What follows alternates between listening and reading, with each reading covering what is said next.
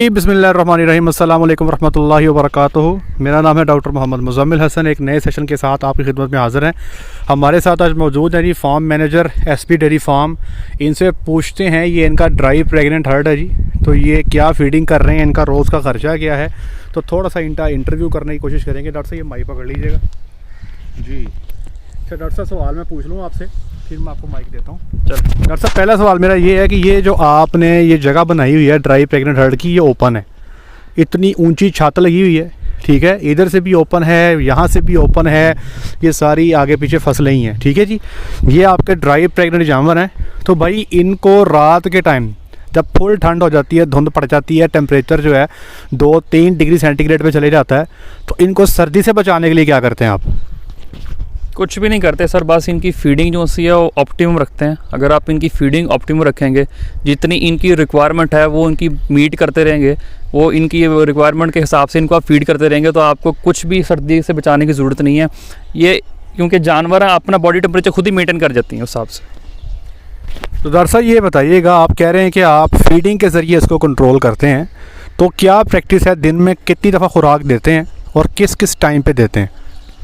दिन में सर हम इन्हें 2 टाइम खुराक डालते हैं, सुबह के टाइम डाल देते हैं और शाम को मगरिब टाइम खुराक डाल देते हैं। मतलब हमारी कोशिश होती है कि इनके पास खुरलियाँ कभी खाली ना हो, इनके सामने खुरली में हमेशा कुछ ना कुछ पड़ा हो इनके लिए खाने के लिए। जी डॉक्टर साहब बता रहे हैं कि मगरिब के टाइम और सुबह अर्ली इन द मॉर्निंग, मतलब ठंडे टाइम पे खुराक डालते हैं ताकि रात इनकी जो है अच्छी गुजर जाए, रात को ये ठठरती ना रहें।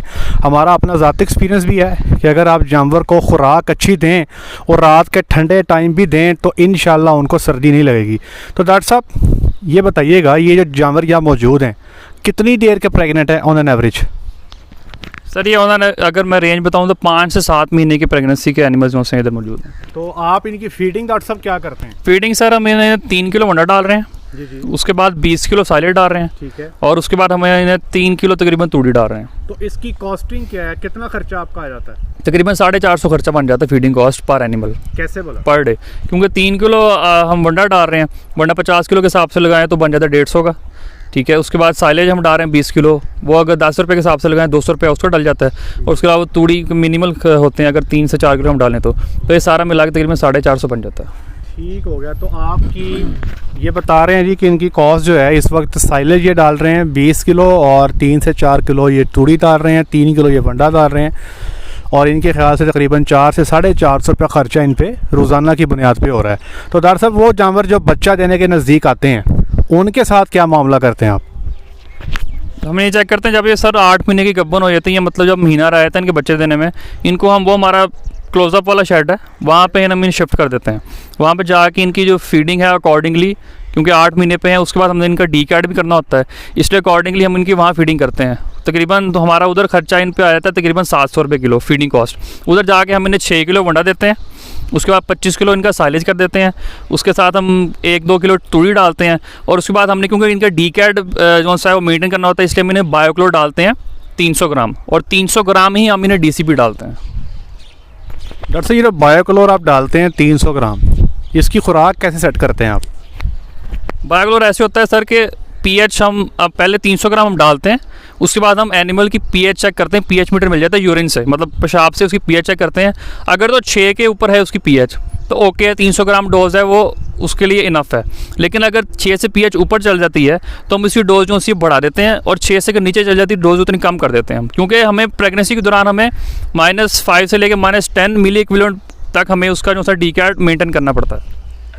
जी ये एनिमल के पेशाब को देख के ये फ़ैसला किया जाता है। और ये मैं एक चीज़ यहाँ पे ऐड करता जाऊँ कि पहलन जो आपकी बच्चियाँ हैं जब वो बच्चा देती हैं तो उनमें डी कैट करने की ज़रूरत पेश नहीं आती, लेकिन यहाँ पे आप देख रहे हैं कि जानवर कई सारे ऐसे हैं जो दूसरे, तीसरे और चौथे सूए के भी हैं। तो वो जानवर जिन्होंने सूए ज़्यादा दिए हैं उसमें आपको फिर जो है डी कैट डेफिनेटली करना पड़ता है, डाइट्री केटाइन एनाइन डिफरेंस कहते हैं जिसे। तो डॉक्टर साहब ये बताइएगा, हमारे यहाँ रवाज ये है कि लोग वो जानवर जिसको बच्चा देने में भी महीना रहता है उसको सिर्फ पट्ठों या तूड़ी पर रखते हैं और ख़र्चा बहुत कम करते हैं ना।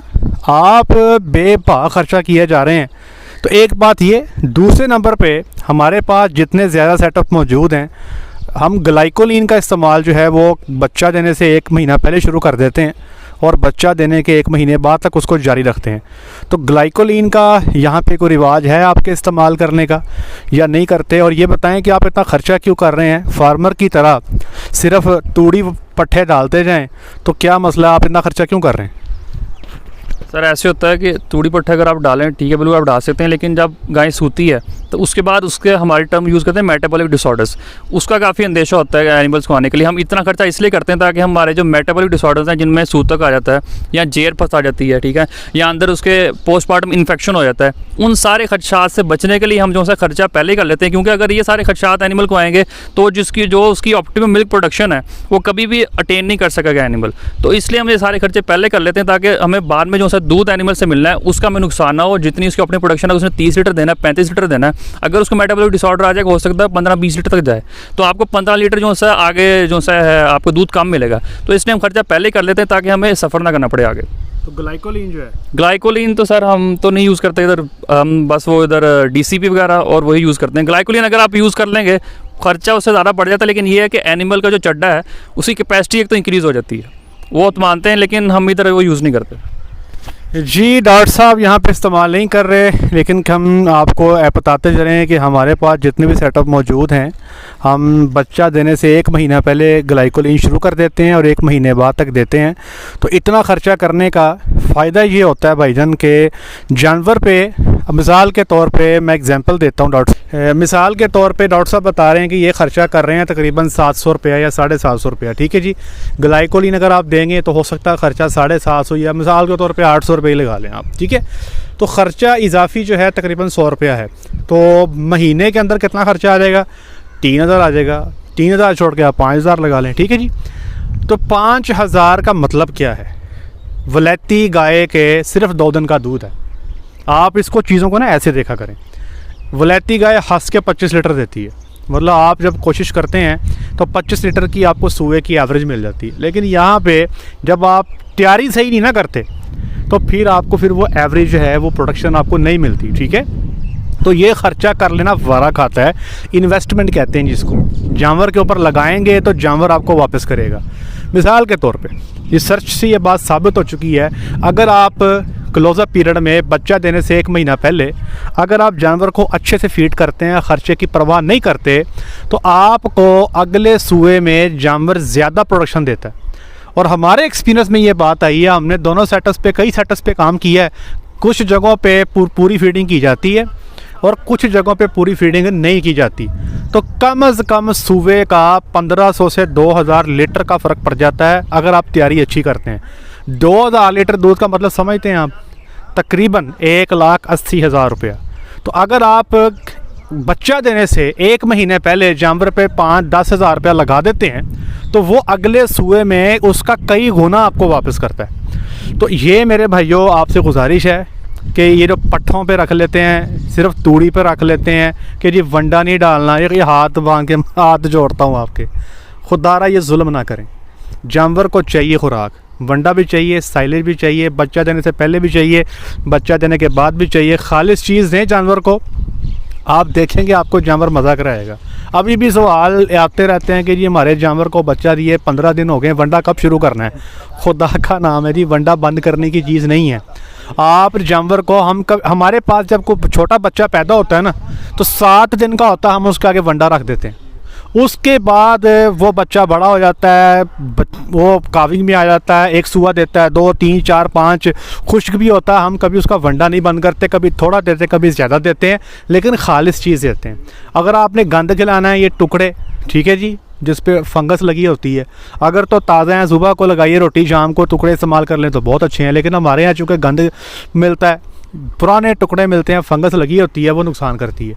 इसी तरह बनोले की खल, बहुत ज़्यादा टॉक्सिन होते हैं, उसमें एफ्लाटॉक्सिन के अलावा डॉन की मकदार काफ़ी ज़्यादा होती है, इसलिए फिर लोग डरते देते नहीं क्योंकि वो नुकसान करता है। खाली सेट में खिलाएं, सोयाबीन मील दें, कनोला मील दें, मकई का दलिया दें, राइस पॉलिश दें, आप सोयाबीन का छिलका दें, खाली सेट में दें। आपको जानवर आपका बताएगा, आप सोच ही पड़ जाएंगे यार ये जानवर कहाँ से आ गए हैं।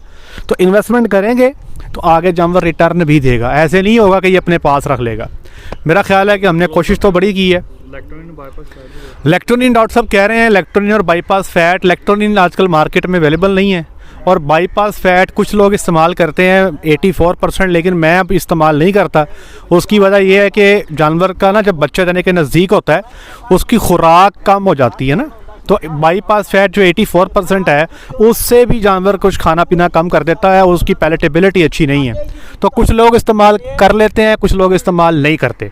तो वो आप अपने न्यूट्रिशन से बात करें, फार्मूला डिज़ाइन करवाएं। अगर वो कहते हैं इस्तेमाल कर रहे हैं तो कर लें, अगर वो कहते हैं नहीं कर लें, लेकिन चीज़ अच्छी है, जानवर खाते हो तो चीज़ अच्छी है। ले जी, आज तक के लिए इतना ही। अपना ख्याल रखिएगा, दुआ में याद रखिएगा, 5 वक्त की नमाज़ अदा कीजिएगा। अस्सलाम वालेकुम।